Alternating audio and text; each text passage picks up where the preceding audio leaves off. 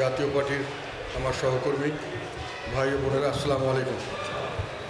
আপনাদের সবাইকে আমরা সর্বপ্রথম আমি জানাচ্ছি ইফতারের আগে রমজানুল মোবারক, রমজানের অভিনন্দন এবং শুভেচ্ছা। আল্লাহ আমাদেরকে সফলভাবে রোজা পালনের যে আমাদের সুযোগ দিয়েছেন তার জন্য আল্লাহ তাআলার কাছে হাজার শুকরিয়া জানাচ্ছি। আল্লাহর রহমত, বরকত এবং নাজার জন্য আমাদের উপর নাজেল হয়, আমাদের দেশকে যেন সুন্দর একটি শান্তিপূর্ণ দেশ হিসাবে ভবিষ্যতে দেখতে পারি, সেটি আল্লাহর কাছে আজকে প্রার্থনা জানাচ্ছি। আমি এখানে আপনাদের সবাইকে নিয়ে এসেছি কিছু কথা বলার জন্য। রাজনৈতিক বর্তমান পরিস্থিতি এবং জাতীয় পার্টির অবস্থান এবং ভবিষ্যৎ করণীয় সম্পর্কে আমার কিছু দিক নির্দেশনামূলক কথা আমি বলতে চাই। সেটা হলো, আপনারা সকলেই অবগত আছেন, দেশবাসী অবগত আছে, আমরা এই জুলাই আগস্টে যে সংস্কার বৈষম্য বিরোধী আন্দোলন, প্রথমে যেটা কোটার সংস্কার আন্দোলন ছিল, যে বৈষম্য বিরোধী আন্দোলন হলো, ছাত্রদের আন্দোলন থেকে ছাত্র জনতার আন্দোলন হলো, সেটাতে সার্বক্ষণিকভাবে আমরা এই আন্দোলনের সঙ্গে ছিলাম। আমি সর্বপ্রথম জুলাইয়ের 3 তারিখে, জুলাইয়ের 1 তারিখে অফিসিয়ালি এই আন্দোলনটি শুরু হয়। 3 তারিখে আমি সংসদের সমাপনী ভাষণে দীর্ঘক্ষণ ধরে এই যৌক্তিকতা তুলে ধরেছিলাম। সেখানে কিন্তু আমি একথা স্পষ্টভাবে বলেছিলাম যে এটা স্টুডেন্টের কোটা বিরোধী আন্দোলন নয়, কোটা সংস্কারের আন্দোলন নয়, এটা প্রকৃতপক্ষে এটা একটা বৈষম্যের বিরুদ্ধে আন্দোলন। এবং এটার বাংলাদেশের মানুষের একটা স্বভাবজাত আমরা দেখেছি ঐতিহাসিকভাবে একটা বৈশিষ্ট্য হলো, এরা এই বৈষম্যের বিরুদ্ধে সংগ্রাম তাদেরকে বারংবার করতে হয়েছে, বারংবার তারা জয়লাভ করেছে, আবার বৈষম্যের শিকার হয়েছে, আবার করতে হয়েছে। এবং এই আন্দোলনে বাংলাদেশের মানুষ কোনো সময় কোনো ক্রমেই কোনো কম্প্রোমাইজ করেনি। এটাতে তারা সর্বশক্তি দিয়ে সর্বস্ব ত্যাগ স্বীকার করার মানসিকতা নিয়ে শেষ পর্যন্ত লড়ে যায়। এই কথাটা আমি সংসদে বলেছিলাম। কাজে এই জিনিসটাকে খাটো করে দেখার কোনো স্কোপ নাই। পরবর্তীতে আমি গাজীপুরে একটা পাবলিক মিটিংয়ে সেখানেও এই কথাই বলেছিলাম, ছাত্রদেরকে উৎসাহ দিয়েছিলাম এবং আমাদের মানুষকে বলেছিলাম যে তাদের সঙ্গে থাকার জন্য, তাদেরকে সহযোগিতা করার জন্য। এই বৈষম্যের বিরুদ্ধে কথাটি আমি বারংবার গত 5 বছর থেকে বারংবার বলেছি যে আমাদের বিগত আওয়ামী লীগ সরকার সবচেয়ে বড় ক্ষতি দেশের করছে, দেশটাকে বিভাজিত করছে, বৈষম্যের শিকার করছে। একটি ভাগ মানুষকে নানান রকম সুযোগ সুবিধা দিচ্ছে তাদের দলের কার্যকলাপের জন্য, নিজস্ব সুযোগ সুবিধার জন্য, বাকি মানুষকে বঞ্চিত করা হচ্ছে, এমনকি তাদের ভোটাধিকার পর্যন্ত বঞ্চিত করা হচ্ছে। এই কথাগুলো বলা হয়েছে বারংবার বিভিন্ন সময়। আমাদের উপর তখন যে ঝুঁকি ছিল না তা নয়, আমরা যে শাসন আমলের কথা বলছি, ফেসিবাদী যেটা এখন বলা হয়, আমরা কর্তৃত্ববাদী শাসন ব্যবস্থা তখন বলতাম। একদলীয় শাসন ব্যবস্থা দাঁড়িয়ে গেছিল, সেখানে সকলেই সরকারের বিরুদ্ধে কথাবার্তা বলায় যথেষ্ট ঝুঁকি নিয়ে কথা বলতে হবে। আমরা তথাপি এটা চালিয়ে গেছি এবং সার্বক্ষণিকভাবে যখন এটা 5 তারিখের পরে যে সরকার গঠিত হয় তার মধ্যে আমাদেরকে ডাকা হয়েছিল, আমরা মতামত দিয়েছি এবং এই অন্তর্বর্তীকালীন সরকারের আমরা সর্বাত্মকভাবে আমরা তাদেরকে সহযোগিতা করেছি। তাদেরকে কাজ এগিয়ে নিয়ে যাওয়ার জন্য আমরা সর্বাত্মক সহযোগিতার আশ্বাস দিয়েছি এবং যারা তরুণ ছাত্ররা এই আন্দোলনে জড়িত ছিল তাদেরকেও আমরা সর্বাত্মকভাবে সহযোগিতা করেছি। আমাদের রংপুরে যেটা 2 জন আমাদের কর্মী শহীদ হয়েছেন এখানে, এটা ডকুমেন্ট আমি সাংবাদিক সম্মেলন করে দিয়েছি। 4 জন আমাদের জেলে ছিল এবং প্রায় 30-32 জনের মতো মানুষের নামে তৎকালীন সময় হুলিয়া জারি করা হয়েছিল বিগত আওয়ামী লীগ সরকার আমরা এই আন্দোলনে অংশগ্রহণ করার, সরকার বিরোধী আন্দোলন। সেখানে তারা পালিয়ে বেরিয়েছিল। আমাদের মেয়রের বিরুদ্ধে নানানভাবে তাকে হেনস্থা করার চেষ্টা করা হয়েছিল এবং আমাদের পার্টি অফিসে হামলা করার অবস্থা সৃষ্টি করা হয়েছিল। তো এসব সব কারণে সমস্ত মিলিয়ে আমরা এর সঙ্গে একাত্মতা ছিল ঘোষণা করেছিলাম। আমরা জাতীয় পার্টির কেন্দ্রীয় সমস্ত নেতাকর্মীদের নিয়ে একটা মিটিং করে যৌথভাবে সেখানে সমস্ত স্তরের মানুষ আমাদের নেতাকর্মীকে প্রেজেন্ট করে বনানী অফিসে আমরা সিদ্ধান্ত জানিয়েছিলাম যে আমরা এই অহিংস ছাত্র আন্দোলনের সঙ্গে একাত্মতা ঘোষণা করছি। তাদের সঙ্গে আমরা সর্বদা আছি, থাকবো, শেষ পর্যন্ত থাকবো এবং পর্যায়ক্রমে তাদের যে কোনো প্রোগ্রামে আমরা আমাদের সহমত পোষণ করেছিলাম। তো যাই হোক, পরবর্তীকালে সরকার গঠন হলো, ইন্টারিম সরকার গঠনের পরে আমরা তাদের সঙ্গে করলাম এমন ইচ্ছা যে তরুণ ছাত্ররা নেতৃত্ব দিচ্ছিলেন, তাদেরকেও আমরা যথেষ্ট সমীহ করেছি, তাদেরকে যথেষ্ট মূল্যায়ন করেছি এবং আমাদের এখানে বিভিন্ন জায়গায় তারা যখন যেটা সহযোগিতা চেয়েছে আমাদের লোকদের কাছে কথাই ছিল তাদেরকে সর্বাত্মক সহযোগিতা করো এবং তারা করে গেছে। রংপুরেও আমাদের নেতাকর্মীরা তাদের পাশে দাঁড়িয়ে তাদেরকে তাদের এই আন্দোলনের পরবর্তীতে যে কর্মসূচি যেখানে যারা করতে চেয়েছে, জনসমকে তাদের সঙ্গে মেশার ব্যবস্থা করা, তাদেরকে মিটিং মিছিলের ব্যবস্থা করা, তাতে আমাদের লোকরা তাদের সহযোগিতা করেছে। সেখানে হঠাৎ করে আমরা এক সময় খেয়াল করলাম যে প্রথমটা আমরা মিটিং হলো, দলমত সকলের সঙ্গে কথা হলো, সেখানে কিন্তু একটা কথা আমি পরিষ্কারভাবে তুলে ধরেছিলাম, এটা আমাদের সকলের জানা উচিত। আমি বিভিন্ন মিটিং মিছিলে অনেক জায়গায় এটা বলেছি, বিদেশিদেরকেও বলেছি। আমরা বলেছিলাম দেশে একটা ঐক্য স্থাপিত হয়েছে, 99% মানুষ ঐক্যমত হয়েছে। বিগত আওয়ামী লীগ সরকারকে তারা চায়নি, তারা পতন চেয়েছে, সেখানে ঐক্যমত হয়েছিল। পরবর্তীতে একটি সুন্দর নির্বাচন হবে, তার মাধ্যমে একটি জবাবদিহিতামূলক সরকার গঠন করা হবে, এটাই ছিল ঐক্যমত, দেশবাসীর প্রত্যাশা যে আওয়ামী লীগ সরকার চলে যাবে, পরবর্তীতে দেশের জনগণ তাদের দেশের উপর মালিকানা প্রতিষ্ঠিত হবে, তারা নির্বাচনের মাধ্যমে তাদের প্রতিনিধি ঠিক করবে এবং সেই প্রতিনিধিরা তাদের ইচ্ছা অনুযায়ী দেশ পরিচালনা করবে, এটাই ছিল ঐক্যমত। এবং এই ঐক্যমতের ভিত্তিতে 99% মানুষ এক হয়েছিল এবং এই 99% মানুষের মধ্যে যাদের বিগত ফ্যাসিবাদের এই আওয়ামী লীগের যারা লোক ছিলেন, যারা সক্রিয়ভাবে অ্যাক্টিভিস্ট ছিলেন না, তাদেরকে অনেককে আমি অন্যান্য দলের যারা সক্রিয়ভাবে হয়তো আন্দোলনের সঙ্গে বিরুদ্ধে ছিলেন না, কিন্তু সক্রিয়ভাবে না হলেও মৌনভাবে আন্দোলনের সঙ্গে কোনো সময় সক্রিয় ছিলেন, কোনো সময় মৌনভাবে, সারা দেশের 99% মানুষ ছিল জন্যই আন্দোলনটি সফল হয়েছিল। সেটা আমি তখন আমাদের শ্রদ্ধেয় আমাদের ডক্টর ইউনূসকে আমি বলেছিলাম যে আমরা হানাহানি, মারামারি, প্রতিহিংসা, একটা সরকার আসলে গত সরকারের উপর যে অত্যাচার তাদের উপর করেছে তার প্রতিহিংসা, তার আবার সেই সরকার চলে গেলে তার বিগত সরকারের উপরে আবার সেই হিংসা, দেশ প্রতিহিংসা, এটা শেষ করা দরকার। এখন আপনার সুযোগ এসছে, আমরা 99% মানুষ এক হয়েছি, ঐক্যবদ্ধভাবে আমরা দেশকে এগিয়ে নিয়ে যাব। আপনি সেভাবে ব্যবস্থা নিন, আমরা সর্বাত্মক আপনাকে সহযোগিতা করব। আমি তাকে এই কথা বলেছিলাম যে নেলসন ম্যান্ডেলা 27 বছর জেল খেটেছেন, তাদের সম্পূর্ণ তার যৌবন, তার বলতে গেলে জীবনের শ্রেষ্ঠ সময় উনি জেলখানায় কাটিয়েছেন। তার উপরে মানসিক এবং শারীরিকভাবে অত্যাচার করা হয়েছে, তাকে তার আত্মীয়স্বজনকে মেরে ফেলা হয়েছে, বন্ধুবান্ধবদেরকে অত্যাচার মেরে ফেলা হয়েছে। তারপরেও উনি যখন সুযোগ পেয়েছেন তখন উনি কিন্তু সবাইকে মিলে, যেটা বলা হয় ট্রুথ অ্যান্ড রিকনসিলিয়েশন কমিশন করেছিলেন, করে তাদের মাধ্যমে সারা যে হোয়াইটরা এই অ্যাপারথাইড করে ব্ল্যাকদেরকে বৈষম্য করতো, এত বড় বৈষম্য, সেটাকে উনি মিলিয়ে একত্রিতভাবে দেশকে পরিচালনা করার উদ্যোগ নিয়েছিলেন এবং সফলভাবে এটা সফল হয়েছিল। আমি বলেছিলাম আপনি এরকম একটি উদ্যোগ নিন, আমরা আর হানাহানি মাটামারি করতে চাই না, আমরা বিভেদ বৈষম্য ভুলে যেতে চাই, আমরা সামনের দিকে একটি সুন্দর বাংলাদেশ গড়তে চাই, সেখানে দারিদ্র থাকবে না, আমরা উন্নয়নের পথে এগিয়ে যাব, আমরা প্রগতির পথে এগিয়ে যাব, দেশ সামনের দিকে বাড়বে, এইটাই মহাসুযোগ। উনি কথাগুলো শুনেছিলেন এবং আমাদেরকে মাথা নেড়ে আশ্বস্ত করেছিলেন। তার পরবর্তীতে আমি বিভিন্ন সভা সমাবেশে এই কথাগুলো প্রচার করার চেষ্টা করেছি। হানাহানির ঘৃণা এবং প্রতিশোধ এগুলো কোনো সময় শেষ হয় না। ঘৃণা আরেকজনের মনে ঘৃণার উদ্রেক করে, প্রতিহিংসা তার পরবর্তীতে প্রতিহিংসার উদ্রেক করে। একজন লোককে আজকে আপনি প্রতিহিংসাবশত কিছু করবেন, পরবর্তীতে সে বা তার পরিবার, আপনার বা আপনার পরিবার করে আবার সেই প্রতিহিংসা নেবে, এটাতে দেশ কোনোদিন এগিয়ে যেতে পারে না। যাই হোক, পরবর্তীকালে আমরা দেখলাম হঠাৎ করে আমাদেরকে দোষর সাব্যস্ত করলো এই তরুণ ছাত্র নেতারা। রংপুরে মানে বিভিন্ন জায়গায় গিয়ে তারা ঘোষণা দিল যে আমরা নাকি দোষর এবং আমাদেরকে রাজনীতি করার কোনো অধিকার নাই, তারা আমাদেরকে আর সামনে আমাদের সঙ্গে কোনো যোগাযোগ রাখবে না। তারপরে যেটা দেখলাম যে তারা খুব সুন্দরভাবে আমাদেরকে জনবিচ্ছিন্ন করার জন্য একটি প্রচেষ্টা চালিয়ে গেল। এবং জনবিচ্ছিন্ন করার অর্থ হলো যে তারা আমাদেরকে কোনো মিটিং মিছিল কোনোখানে ডাকবে না। শুধু তাই না, সরকারি অফিস আদালত এমনকি গণমাধ্যমগুলোকে তারা নির্দেশ দিয়েছে আমাদের কোনো প্রোগ্রাম যেন কোনোখানে না দেখানো হয়, আমাদের কোনো বক্তব্য যেন কোনোখানে না প্রচার করা হয়। বিভিন্নভাবে আমাদের মিটিং মিছিল করতে গেলে সেখানে বিভিন্নভাবে বাধা যেন সৃষ্টি করা হয় এবং এমনভাবে করে আমাদের মিটিং মিছিল এবং আমাদের পার্টি অফিস পর্যন্ত তারা সেখানে অগ্নিসংযোগ করে সেটাকে ধ্বংস করার ব্যবস্থা করবে।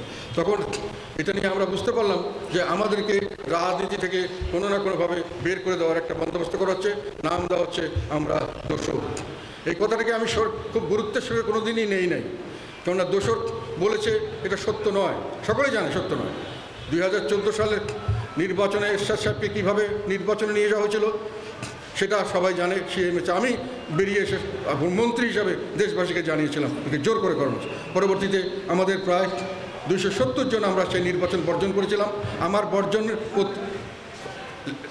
যেটা চিঠি দিয়েছিলাম সেটা গ্রহণ করা হয়নি এবং আমাকে নির্বাচনে রেখে পাশ করে দেওয়ার বন্দোবস্ত করেছে। আমি সেটার বিরুদ্ধে অবস্থান নিয়েছিলাম এবং আমার সঙ্গে 270 জন, এই যে স্বামী হায়দার পাটোয়ারি, রশিদ, যারা যে সবাই আমাদেরকে ডিসি সাহেবরা বলেছিলেন যে আপনারা পাশ করে যাচ্ছেন স্যার, আপনাদের বিরুদ্ধে কেউ নাই, আপনারা থাকেন, আমরা সেটা শুনি নেই, এনারা শুনে নেই।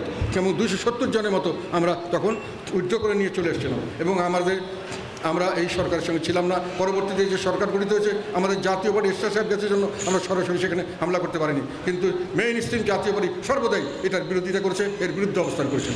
1918 সালের নির্বাচন আপনারা সকলে জানেন, সকল দল নির্বাচন অংশগ্রহণ করেছিল এই সরকারের আমলে, এই হাসিনা সরকারের এই নির্বাচন ব্যবস্থার মাধ্যমে। এবং তার আগে স্থানীয় সরকার নির্বাচনগুলিতে সবগুলিতেই হাসিনা সরকার যে নিয়মকানুন এবং তার যে নির্বাচন কমিশন তার অধীনে সমস্ত দল অংশগ্রহণ করেছিল 2014 এবং 2018-তে এসে সবাই অংশগ্রহণ করলো। তারা মাত্র 2024-এর 1 বছর আগে তারা সংসদ থেকে চলে গেছে, সবাই সংসদে ছিল। 2024-এ আমরা কিভাবে নির্বাচনে আমাদেরকে নেওয়া হচ্ছে সেটাও আমরা পরিষ্কারভাবে বলেছিলাম, দেশবাসী সকলে জানে।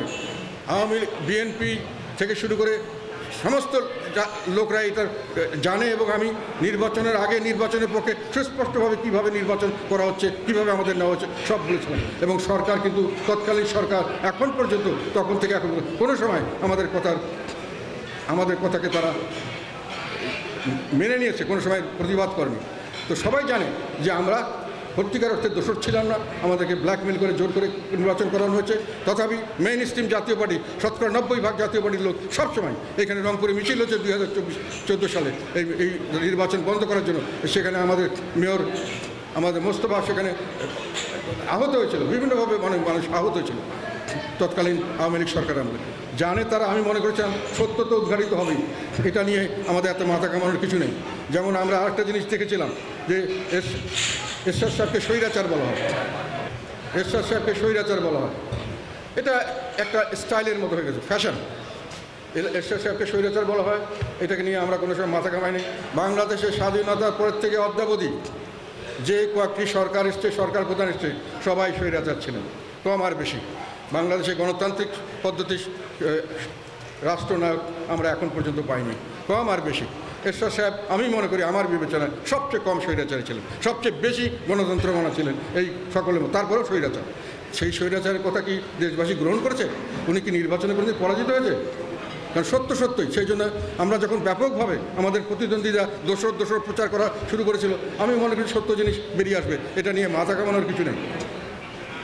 কিন্তু যেটা হয়েছে সেটা হলো এই দোষর নামটা দিয়ে প্রচারণা করে এখন এটাকে ব্যবহার করে আমাদেরকে রাজনীতি থেকে বের করে দেওয়ার একটা বন্দোবস্ত তৈরি করা হয়েছে। সবাই জেনে শুনে, সবাই জানে যে ওনারা ছিল, আন্দোলনে সহযোগিতা করেছে, তারপরেও কেন আমাদেরকে রাজনীতি করতে দেওয়া হবে না, আমাদের মিটিং মিছিল বাধা দেওয়া হবে, আমাদের পার্টি অফিসে হামলা করা হবে, আমাদের এই যে ইফতার মাহফিলে হামলা করা হবে, আমরা যেন জনগণের সঙ্গে বিচ্ছিন্ন হয়ে যাই, জনগণ যেন আমাদের ভুলে যায়, আমাদের নেতারা যদি যেন হতাশ হয়ে যায়, এটা ছিল উদ্দেশ্য। এখনও এই উদ্দেশ্য নিয়ে কাজ করছেন তারা, কেন সেটা আপনাদের বলছি। আমি চিন্তা করলাম যে মানুষের রাজনীতিতে আসলে এই তরুণ প্রজন্ম তারা দল করতে চায়, রাজনীতি করতে চায়, ভালো। রাজনীতিতে আমরা এতদিনের রাজনৈতিক অভিজ্ঞতায় আমাদের একটা অভিজ্ঞতা ছিল যে রাজনীতিতে শত্রু কমাতে হয়, বন্ধু বাড়াতে হয়, শত্রুকেও বন্ধু করতে হয়, বন্ধু বাড়ানোর এটি হলো রাজনীতির নিয়ম। আমি যখন যুদ্ধ করতে যাব, আমার যদি 10টা শত্রু দেশ থাকে, তাদের সঙ্গে আমি কোনো না কোনোভাবে আন্ডারস্ট্যান্ডিং করে আমি আমার মোকাবেলা করবো আরেকজনকে। কিন্তু এনারা আমাদেরকে শত্রু করলে কেন? আমি অনেক চিন্তা করে দেখেছি, এটা আমার অ্যানালাইসিস থেকে বলছি, আমার পার্টির লোকদের কাছে আমি এটা বলতে চাই এই জন্য যে তোমাদেরকে বুঝতে হবে কেন এটা করা হয়েছে। এইখানে সবচেয়ে বড় ইন্টারেস্টিং ঘটনা, এটা আমার ধারণা থেকে বলছি, আমার অ্যানালিসিস থেকে বলছি, আমার দীর্ঘদিনের রাজনৈতিক অভিজ্ঞতা থেকে বলছি, এবং দীর্ঘদিনের আমাদের এই দেশে পরিচালনার এবং বিভিন্ন পর্যায়ে কাজ করার অভিজ্ঞতা থেকে বলছি। আমি জিনিসটা নিয়ে গভীরভাবে চিন্তা করেছি, তারা কেন হঠাৎ করে বন্ধু থেকে শত্রু বানাচ্ছে। পরে বুঝতে পারলাম যে রোগটা আমাদের সকলের হয়, বাংলাদেশের সব নেতার হয়েছে। সেই রোগটা এই তরুণ আমার বন্ধুদের মধ্যে সেই রোগ ধরে গেছে। সেটা কিসের রোগ?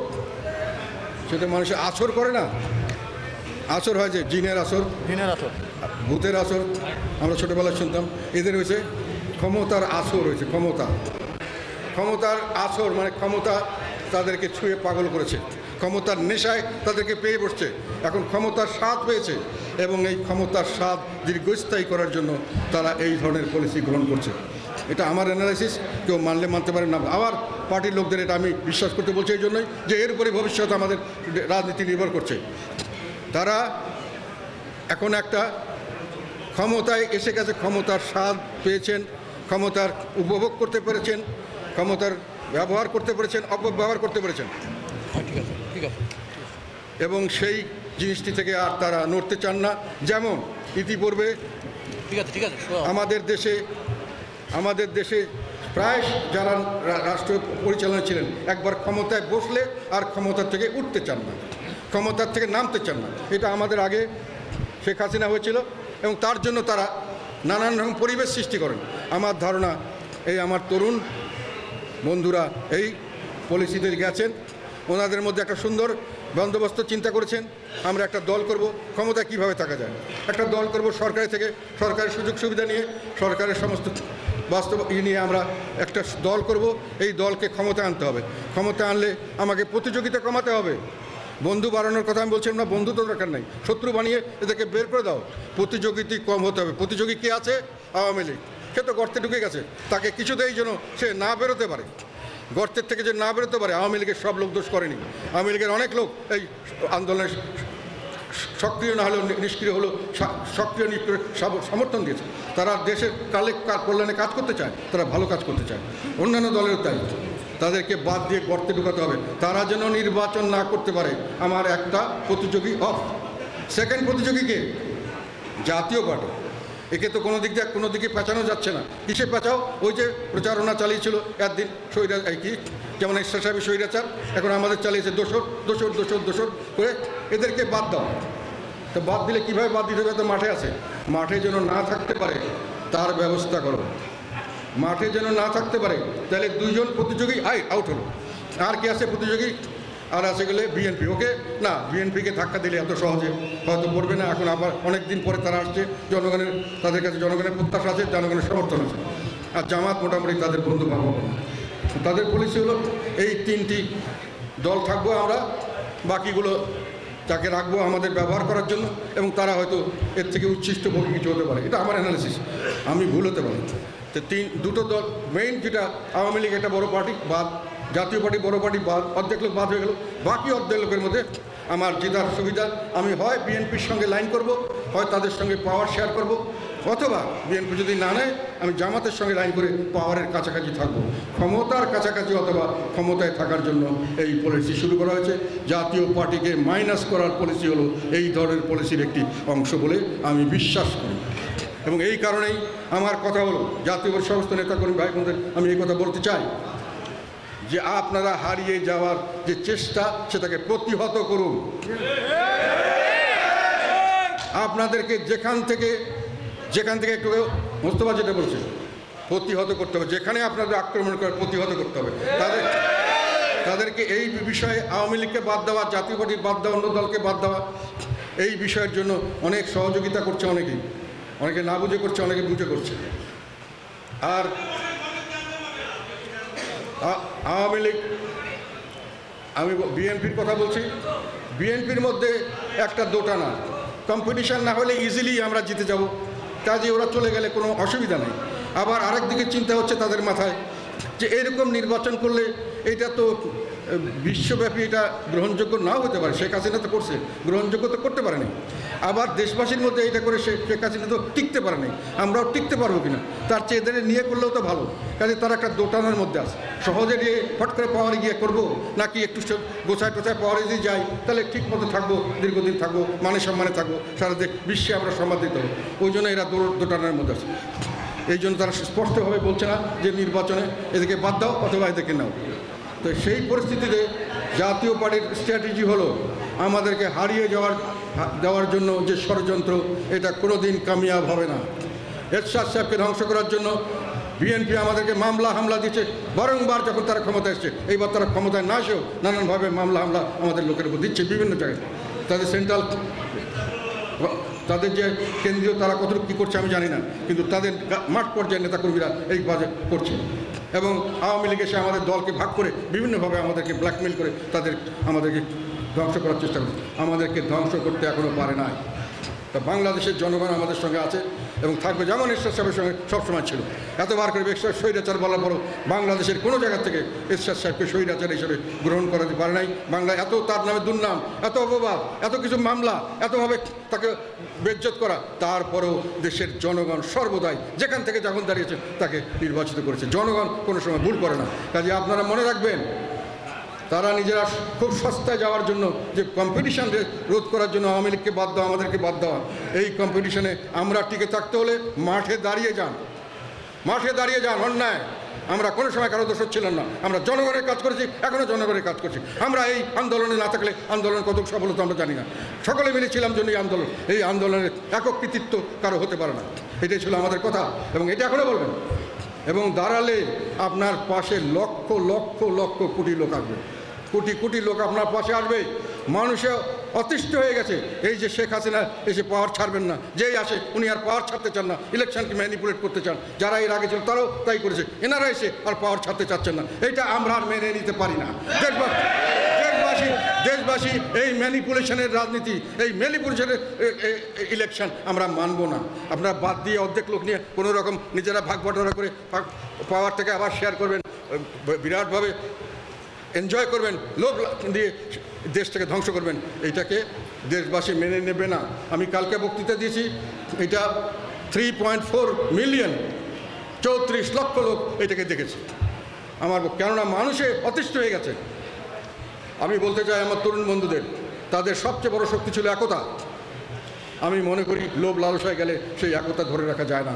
তখন তারা যাদেরকে দিতে চান তারা অনেকে এখন ভাগ বটোয়ারার রাজনীতিতে কখনোই মিল মহব্বত হয় না। এটা ত্যাগের রাজনীতি নয়, এটা ভোগের রাজনীতি। আর একটা ছিল যে এনারা কোনো লোভ লালসা করবেন না। যেমন এর আগে আমরা সমস্ত আন্দোলনে ছাত্ররা নেতৃত্ব দিয়েছে আমাদের দেশে, সেই পাকিস্তান আমল থেকে দেখে আছি আমরা। সেই আমল থেকে কিন্তু কোনোদিন ছাত্ররা পাওয়ারের লোভে করে নাই। যখনই শেষ হয়ে গেছে তারা ক্ষমতা ছেড়ে তারা চলে গেছে, জনগণের কাতারে স্টুডেন্ট হিসেবে কাজ করেছে। আবার সরকার কিছু করলে সরকারের বিপক্ষে রুখে দাঁড়িয়েছে, কিন্তু তারা ক্ষমতার লোভ করে নেই। এদের উপরে মানুষের সেই ভরসা ছিল, এখন ক্ষমতার লোভ করাতে মানুষের সেই আস্থা তাদের উপর নেই এবং একতা ভেঙে গেছে। যেই মুহূর্তে দেশের মানুষের জন্য রাজনীতির জায়গায় দাঁড়িয়েছে ক্ষমতার জন্য রাজনীতি, লোভের জন্য রাজনীতি, ভোগের জন্য রাজনীতি, তখন আর নিজেদের মধ্যে একতা থাকা সম্ভব নয়। এটা হলো বাস্তবতা।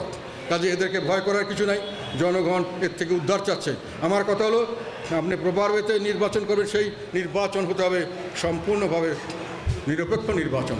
যদি না হয় এই নির্বাচন আপনারা করতে পারবেন না, করলেও এই নির্বাচন করে আপনারা টিকতে পারবেন না।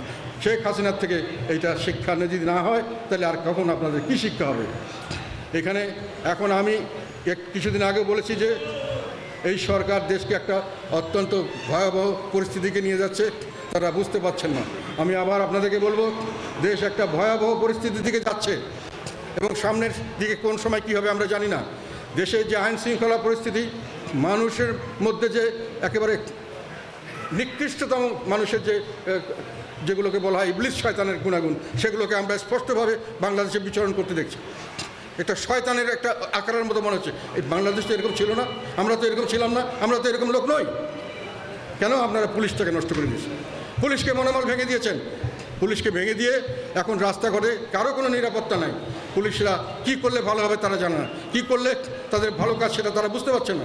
কাকে ধরলে কাকে মারলে, ধরলে তারা যখন ছিনতাইকারীকে ধরতে যায় তখন তাদের বিরুদ্ধে অ্যাকশন হয়, তারা যখন ভাঙচুর করতেছে সেখানে যখন ধরতে যায় তখন তাদেরকে অপমান করা হয়, তাদের বিরুদ্ধে মামলা দেওয়া হয়।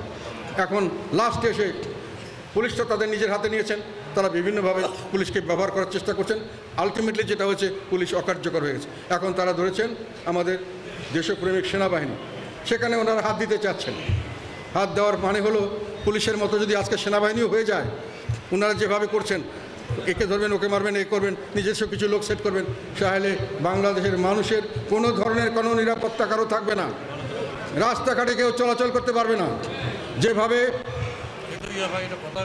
যেভাবে আমাদের দেশের আইন শৃঙ্খলা ভেঙে পড়েছে, যেভাবে মন্দা সৃষ্টি হয়েছে আমাদের অর্থনীতিতে, যেভাবে বেকারত্ব বাড়ছে, এবং এটা শুধু হিংসার কারণে বেকারত্বকে জোর করে বাড়িয়ে দেওয়া হয়েছে। বড় বড় মিল ফ্যাক্টরি 25,000 20,000 চাকরি করে ছাঁটাই করে দেওয়া হচ্ছে, আগুন জ্বালিয়ে দেওয়া হচ্ছে, তাদের গোডাউন জ্বালিয়ে দেওয়া হচ্ছে, দেশের সম্পদ নষ্ট করা হচ্ছে শুধু রাজনৈতিক প্রতিহিংসা অথবা রাজনৈতিক কিছু ফেভার নেওয়ার জন্য। এবং এই 25,000 যেখানে কর্মী থাকে সেখানে 1.5-2 লক্ষ লোক একদিনই তারা অভুক্ত হয়। এই অভুক্ত লোকগুলো কোথায় যাবে? তারা আসবে, তারা যে কোনোভাবে কিছু না কিছু করে খেতে চাইবে, তারা লুটতরাজ করতে চাইবে, সুযোগ পেলে যা ইচ্ছে তা করবে। সেটাকে উস্কানি দেওয়া হয়েছিল, উস্কানি দিয়ে সেটাকে বাড়ানো হয়েছিল। যে আবার এখন তারা সেনাবাহিনী নিয়ে চলছে, মানে পুলিশ নষ্ট করেছে, এখন সেনাবাহিনী নষ্ট করবো। তারা নাকি ক্ষমতায় যাবে এইভাবে, যাতে করে সব কিছু তাদের কন্ট্রোলে থাকে। কিছুই কন্ট্রোলে থাকবে না, তাদের কন্ট্রোলে থাকলেও দেশবাসীর কন্ট্রোলে থাকবে না। কাজেই এই কথাগুলো আমি সত্যি কথা বলেছি এবং সত্যি কথা বলেছি। সামনে আরও বড় বিপর্যয়, আমেরিকানরা যে কথা বলেছে সেটার কথা যদি আপনার চিন্তা করেন, ভয়াবহ একটি হুমকির সৃষ্টি হতে পারে, যে কোনো সময় যাতে পারে এই বাংলাদেশের সামনের দিকে এগিয়ে যাওয়ার জন্য ভয়াবহ একটা সমস্যা সৃষ্টি হতে পারে যে কোনো সময়। বাংলাদেশের যদি আমেরিকানরা কোনো রকম স্যাংশন দেয়, সবচেয়ে ছোটোখাটো কিছু করে, তাতেই বাংলাদেশের মানুষ নাকিয়ে থাকবে। এখনই এমনিতে আইনশৃঙ্খলার পরিস্থিতি, এখনই মানুষে কিছু করতে পারছেন না। এখন আপনার যদি ওইটার দিকে এখন যদি আবার সামনের দিকে যদি আবার ইনকাম কমে যায়, মানুষের আয় ইনকাম না থাকে এবং দেশের আয় ইনকাম না থাকে, দেশের মানুষের মাংস খাবে, সেই অবস্থা দাঁড়াতে পারে যে কোনো সময়। কিন্তু আপনারা এখানে ধামাচাপা দিতে যাচ্ছেন, এটা কি ধামাচাপা দেওয়ার বিষয়? সেটা সরকারে যেটা আমরা দেখেছি 5ই আগস্টের পরে সবচেয়ে প্রথম আমি পড়ে শুনলাম, সবচেয়ে প্রথম মিছিল বের করেছে কে? হিজবুত তাহরির মিছিল বের করেছে হিজবুত তাহরির, এবং তারা ঘোষণা করেছে বাইরে এসে যে আমরা সহিংসতা করেছি, আমরা হত্যা করেছি, আমরা নাশকতা করেছি, আমরা ভাঙচুর আগুন করেছি, সেই জন্যই সরকারের পতন হয়েছে। এই জন্য এই সরকার পতনে আমাদের ভূমিকাই সবচেয়ে বেশি, না হলে সরকার পতন হতো না, এবং আমরা এর কৃতিত্বের দাবিদার, এবং আমরা চাই ইসলামিক রাষ্ট্র কায়েম করতে হবে। তখন আমি বলেছিলাম যে আপনাদেরকে কিন্তু মানুষের সবাই ওই জন্য ভোট দেয় নাই। ইসলামী রাষ্ট্র কায়েম করেন ভালো, বাংলাদেশে অনেক মুসলিম এটা জেনে রাজি আছে, তারা এটা আপনাদের সঙ্গে থাকবে, কিন্তু আপনাদেরকে ম্যান্ডেট নিতে হবে। দল করেন, ইলেকশন করেন, ইলেকশনের মাধ্যমে আপনারা চলে আসেন। ইলেকশনে যদি আপনাদেরকে মানুষে বলে যে হ্যাঁ আপনারা ভোট দিচ্ছি, এখন আপনারা করেন, তখন করেন, আমাদের আপত্তি নেই। কিন্তু এই মুহূর্তে আপনাদেরকে মানুষে এই ম্যান্ডেট দেওয়া হয় নাই। কিন্তু তারপরেও তারা প্রকাশ্যভাবে ঢাকার রাজপথে যত গ্রাফিটি দেখছেন, আরবিতে যত শব্দ, সব হিজবুত তাহরির, এবং বিভিন্ন জায়গায় মিটিং তারা সরকারের সঙ্গে সুন্দর সম্পর্ক রেখে তারা চলছে, তাদেরকে সরকার তারা আদর যত্ন করছে। এটা তো আমরা দেখেছি। আপনি আমেরিকাকে কী লাভ দেবেন? আমরা না বললে কি তারা জানবে না? রাস্তার পথে পথে আপনার হিজবুত ফ্ল্যাগ, বিভিন্ন জায়গায় ভাঙচুর, যে মানুষের অত্যাচার করা, মানুষকে বিভিন্নভাবে অগ্নিসংযোগ করা, সেখানে হিজবুত তাহরির ফ্ল্যাগ নিয়ে উঠছে। কে করাচ্ছে? বলে অন্য লোকে করাচ্ছে। অন্য লোক করাচ্ছে, তা আপনি বসে আছেন কী জন্য? প্রথম থেকে শেষ পর্যন্ত সরকার এদিকে বন্ধুভাবে নিয়েছে। কাজেই সেই কোণে আমি বলতে চাচ্ছি যে এগুলোকে আমরা বলবো না, কেউ বাংলাদেশে পেপারে আসবে না, টেলিভিশনে দেখাবে না, এটা কি চলবে? তো যাই হোক, এখন আমাদেরকে যেটা বলা হয়েছে, লাস্টটা কথা হলো, আমি যখন এগুলো কথা বলছি সত্য কথা, যেটা আমার অভিজ্ঞতা থেকে বলছি, আমার স্বার্থের জন্য বলছি না, আমি দেশের স্বার্থে বলছি। আমাকে পাওয়ার যাওয়ার যোগ্য না, আমাকে মন্ত্রী করার চেষ্টা করা হয়েছিল 2014 পর। আমি মন্ত্রী হই নাই, আমি এমপি হওয়ার জন্য চাইনি। আমাকে এই সমস্ত এখন আমাকে দুর্নীতির এই মামলা দিয়ে আমাকে করতে চাই, এই কথাটাই আমার বলা দরকার বলে মনে করছি, সেই জন্য বললাম। যে ব্যাপারে যে সেখানে দুর্নীতির যেগুলো মামলা দিয়েছে, এগুলোর ব্যাপারে আমার বক্তব্য হলো যে 2018 সালে এরশাদ সাহেব নিজে ছিলেন চেয়ারম্যান, উনি সব কিছু ডিসাইড করেছেন। একটা কমিটির থেকে ওনাকে রিকমেন্ডেশন দেওয়া আছে, উনি যেখানে ভালো মনে করেন উনি ডিল 100%, আমি কোনো করিনি। আর যে আমাদের যে মহিলা এমপির সঙ্গে কথা বলা হয়েছিল, উনি শেষ দিন পর্যন্ত তার সব পদে ছিলেন। উনি মারা যাওয়ার পরে নতুন পার্টির নমিনেশনে নতুন একজন হয়েছেন এবং উনিও সেই প্রেসিডিয়াম হওয়ার জন্য তাকে দীর্ঘদিন পরে করা হয়েছে। কাজে এই কথাটা সত্য নয়। আর পদ পদবি আমি এমপি হওয়ার পর, আমি চেয়ারম্যান হওয়ার পরে জাতীয় পার্টির কোনো পদ পদবি কোনো সময় কোনো এক্সট্রা দেওয়া হয়নি। সমস্ত আইন আমাদের গঠনতন্ত্রের মোতাবেকের বাইরে একটা কিছু দেওয়া হয়নি। আগে কিছু হলে সেটা এরশাদ সাহেবের ব্যাপার, আমার ব্যাপার না। এইটা হলো এক কথা। আর একটা কথা বলেছে যে আমি কালকে এটার ব্যাপারে আমি বলছি যে আমাকে দুর্নীতি দমন কমিশন থেকে এটা যে দেওয়া হয়েছে এটার ব্যাপারে আমাকে বলছে যে এটাকে আমার বিরুদ্ধে একটা মুখটা বন্ধ করার জন্য করা হয়েছিল। তার প্রথম আলো লিখেছে যে এটা উনি কাকে বলেছেন, অভিযোগ করেছেন।